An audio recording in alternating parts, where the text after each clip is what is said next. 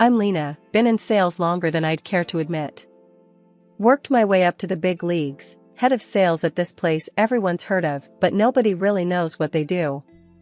Life was all about the hustle, making those numbers dance.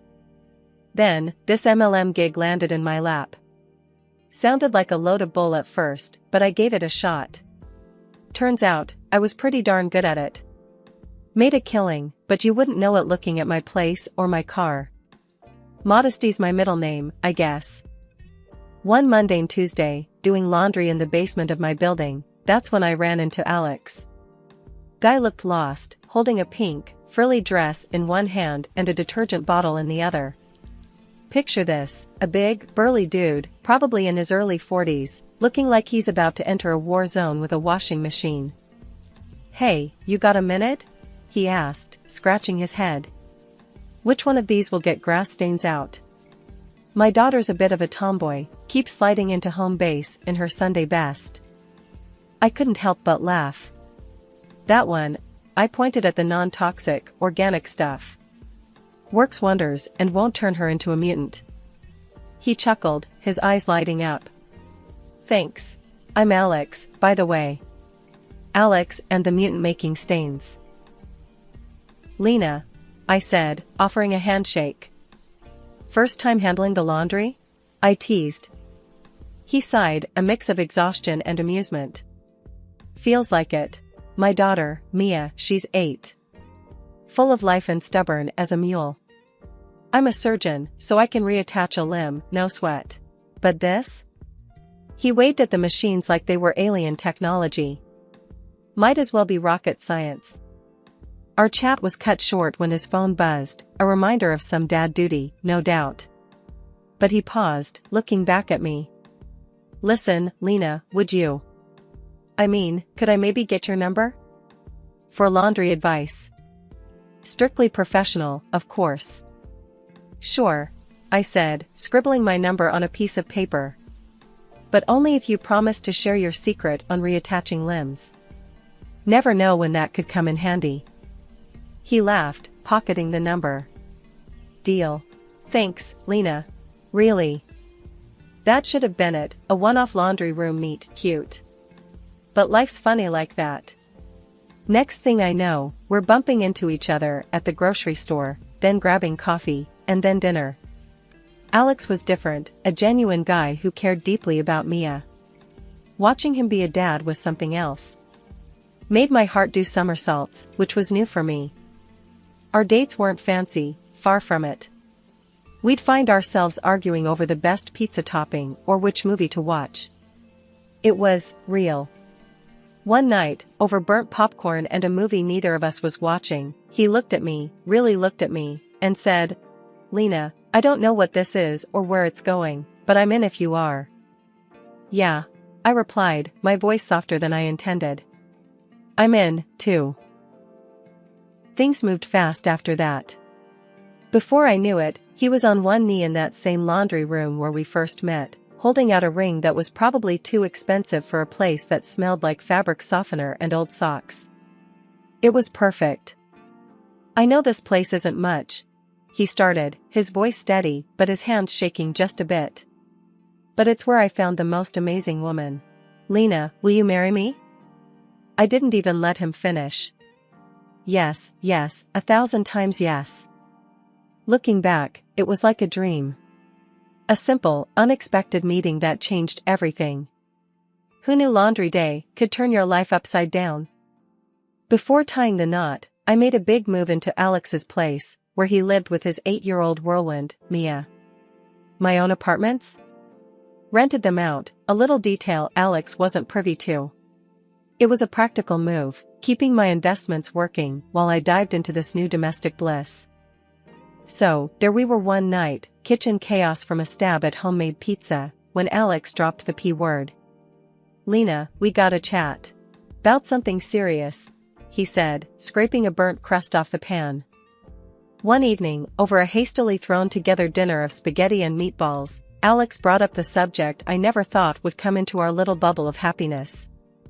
"So, Lena," he started, twirling spaghetti around his fork like he was gearing up for something big. I've been thinking, about us, about the future. I nodded, my stomach nodding. Yeah, me too. He took a deep breath, setting his fork down. I think we should talk about getting a prenup. I choked on my meatball. A prenup? I managed to cough out. Yeah, he said, rushing to pour me a glass of water. Hear me out, okay? It's not that I don't trust you or anything. It's just practical, With Mia and everything, I gotta think about her future too. I took a sip of water, trying to collect my thoughts. Alex, I get it. It's just, I never saw us as that couple, The ones who plan their divorce before they're even married. He reached across the table, taking my hand. Lena, it's not like that. It's just a safety net, for both of us. You're killing it with your business, and I've got my practice. It's about protecting what we've both worked so hard for. I could see the logic in his words, but it stung. And what about us? What are we working towards? Doesn't this feel like we're betting against us making it? Alex squeezed my hand tighter.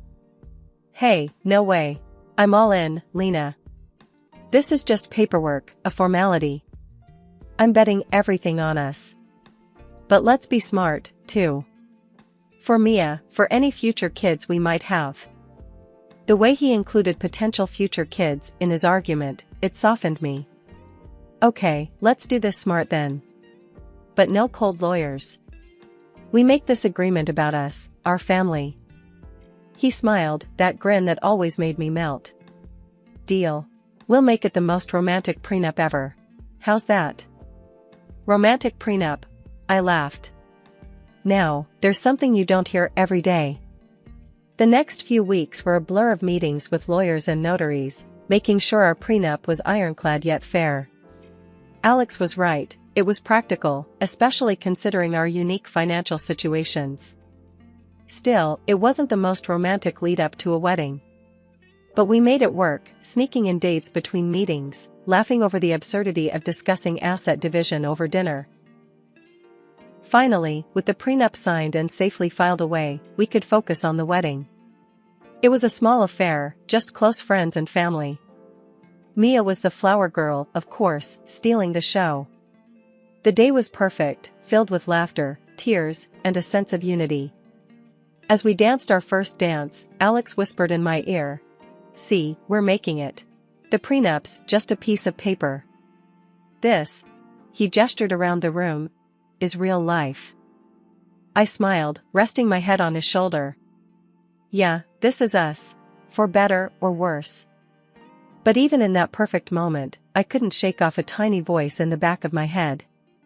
Was the prenup a sign of things to come, a crack in our foundation? Or was it just us being adults, facing reality head-on? Over time, our home life was a bit off-kilter.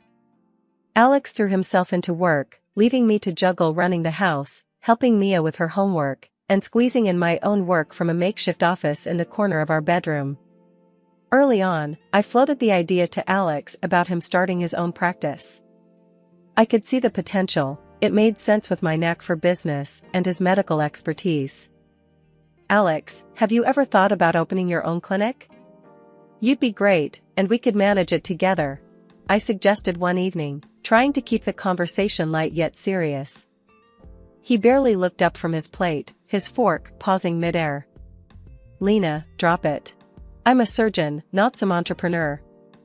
And you're just a housewife, what do you know about running a business like that? His words stung. Just a housewife? Really, Alex? I've run a successful business for years. I know what I'm talking about. He scoffed, shaking his head. Let's not pretend your little MLM thing is the same as starting a medical practice. Stay out of it. I bit back a sharper reply. It wasn't worth the argument. But it hurt, being belittled like that, especially considering what I'd achieved on my own. As time went on, Alex's mood soured further. He'd come home late, reeking of alcohol, ranting about how the younger doctors were out to get him, stealing his surgeries, his prestige. I tried to talk to him, to find out what was really going on, to help, Alex, drinking like this, it's not you. What's really bothering you at work? I reached out, trying to bridge the gap that had formed between us. He shrugged off my hand, his eyes dark. What do you care? You wouldn't understand. It's a dog-eat-dog world out there, Lena. You're safe here in your little bubble. I recoiled as if slapped. My efforts to support him, to be a partner in this marriage, were brushed off, leaving me feeling more isolated than ever. Mia's transformation from a sweet child to a rebellious teen didn't help matters. Her demands grew alongside her attitude, and the day she exploded at me over a denied shopping spree, calling me names, was a low point.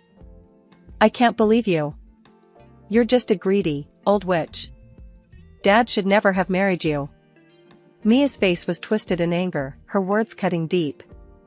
I tried to stay calm, though every fiber of me wanted to shout back. Mia, that's enough. I am not your enemy. But it was like talking to a brick wall. She stormed off, leaving me to wonder where the sweet girl I once knew had gone. Turning to Alex for support was becoming a joke. She's your daughter, Alex. She's out of control. We need to do something. I pleaded after telling him about the latest episode. He just gave me a cold look. She's right, you know. You're not her mom. Don't pretend to be. Each word from him was a nail in the coffin of our marriage. I was alone in a house full of people, my contributions and feelings dismissed, my presence barely tolerated. Things took a nosedive when Alex stopped pitching in for anything around the house. Not a dime for groceries, bills, nada. There I was, juggling my online work, feeding us, keeping the place from turning into a dump, and making sure all the bills got paid on time. This wasn't the partnership I signed up for. It was like I was running a one-woman charity for the ungrateful. I'd lie awake at night, tallying up expenses in my head, wondering how we got here. This wasn't the dream. The dream wasn't supposed to have me stretched thin, covering every expense while Alex pretended we were still some happy family. One night, things hit rock bottom. Huddled on the couch with my laptop, I overheard Alex in the next room, his voice low but panicked, talking on the phone. Yeah, messed up the surgery again. Left a damn tampon inside her. But don't worry, I've got it covered. We'll pin it on the assistant. No one's gonna suspect a thing. My stomach turned. This wasn't just about us anymore, it was about his patience, his ethics. I knew I had to confront him. I couldn't just let it slide. So, I confronted him. Alex, we need to talk about what you said on the phone. You can't seriously be thinking of blaming someone else for your mistake. He whirled on me, his face twisted in anger. Mind your own damn business, Lena. This has nothing to do with you. I was taken aback. Nothing to do with me? Alex, this is about right and wrong. You can't just... Shut up. Just shut up, he shouted, cutting me off. You know what? I'm sick of you. You're a terrible lay, you can't cook for shit, and you're a lousy stepmom to Mia. His words were like a slap. I tried to argue, to defend myself, but he wasn't having any of it. You know what, Lena? I want you out. You're nothing but a drain on me. Get out of my house. Now. Before I could even process what was happening, he grabbed me by the shoulders and shoved me out the door, into the cold night, clad only in my pajamas. I was stunned, shivering, and hurt, but I wasn't about to let him get away with this. I banged on the door, my voice steady but firm.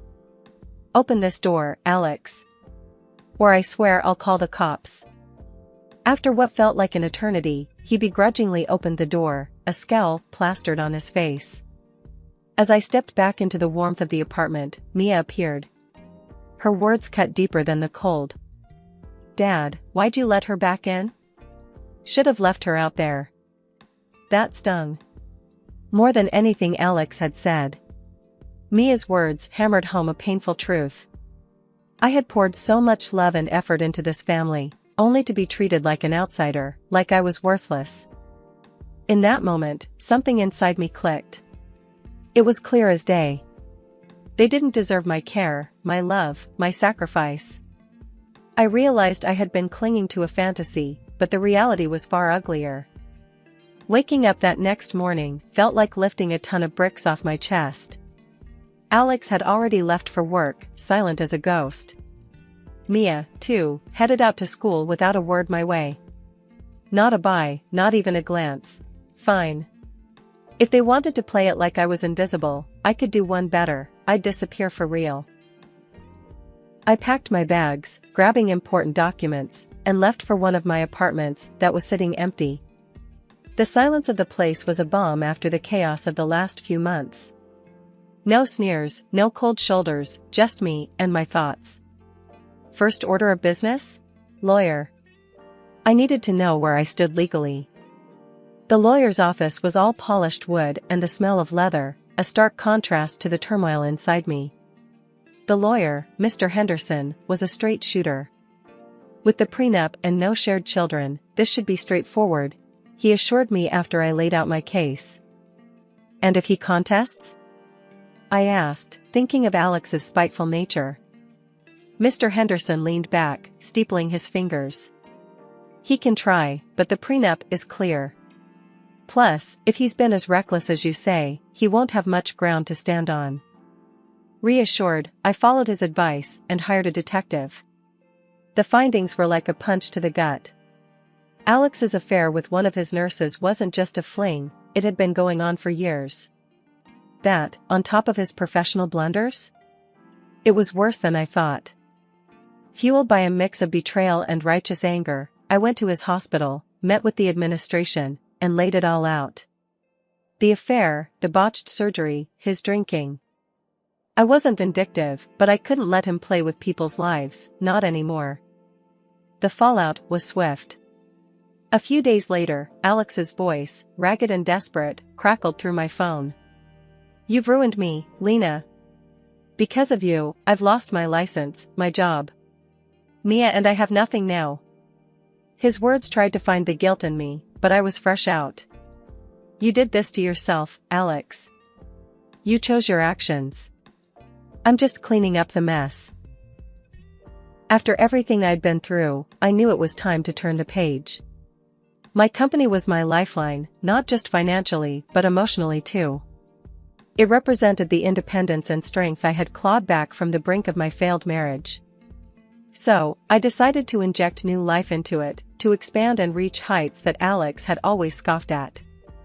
Gathering my team at a cozy cafe felt like the first step towards this new chapter. The place was buzzing with energy, a mix of coffee aromas and the soft murmur of conversations setting the perfect backdrop. "Okay, team," I began, the team's eager faces in front of me.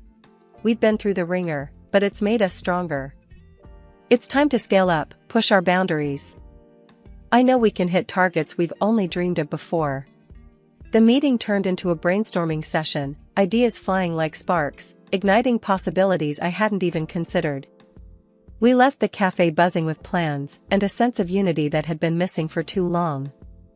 Riding this wave of positivity, I agreed to an interview with a local TV channel. They were interested in the story of a woman who had turned personal adversity into professional success. The day of the interview, I felt a mix of nerves and excitement. This was more than just publicity, it was my story, my truth. Then came the opportunity to tell my story on a local TV channel. The interviewer was keen to highlight the success of my MLM company, pointing out the million turnover like it was a badge of honor. And in a way, it was. The interviewer, a sharp, insightful woman named Marla, didn't waste time on pleasantries. "Lena, your company has seen remarkable growth, even through your personal challenges.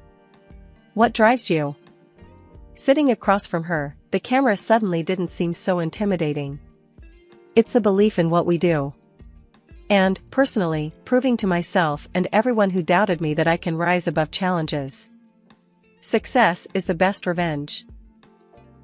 The interview aired a few days later. The response was overwhelming, messages of support flooding in, not just for the business, but for me. It was vindicating, a testament to my journey. Then, Alex called.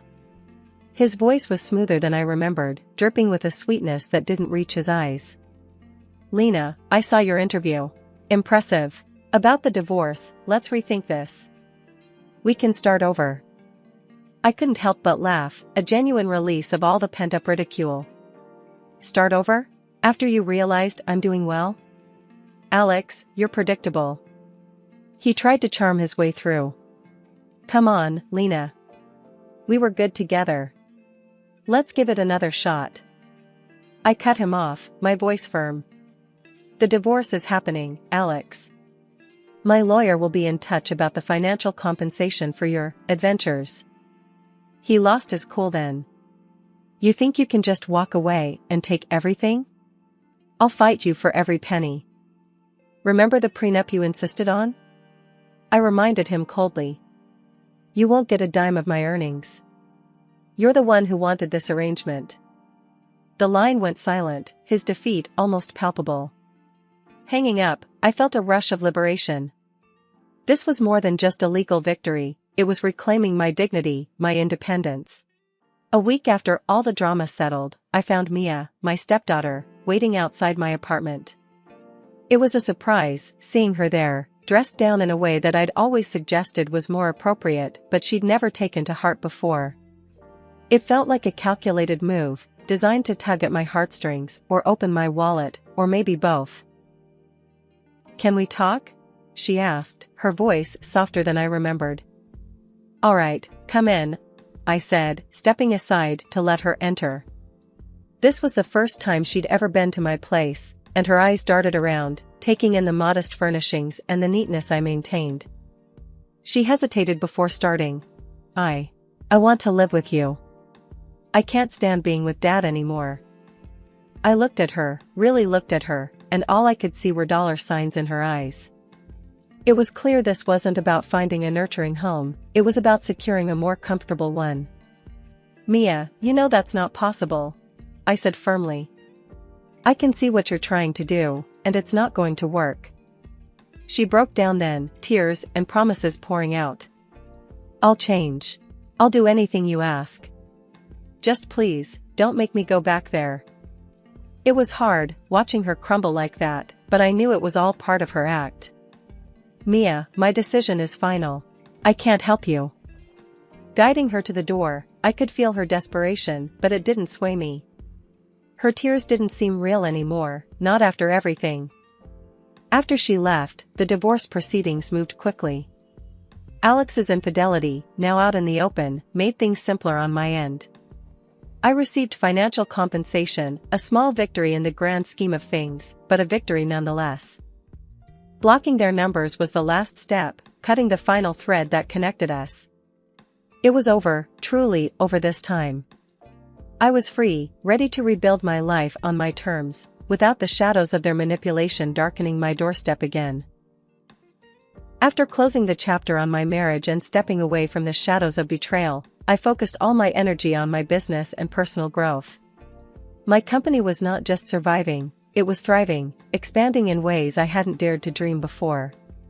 One day, as I was reviewing sales reports, Jen, my faithful companion and assistant, walked into my office, her face alight with excitement. You won't believe the numbers this quarter, Lena. We've outdone ourselves. I smiled, leaning back in my chair. Hit me with the good news. We've doubled our sales, and the new marketing strategy? It's a goldmine. People love the authenticity we're bringing to the table, Jen announced, practically bouncing on the spot. I couldn't help but laugh, the sound bright and genuine. That's incredible, Jen. It's all thanks to the hard work and dedication of this team. We've built something amazing here. As Jen left my office, full of plans and preparations, I took a moment to soak it all in.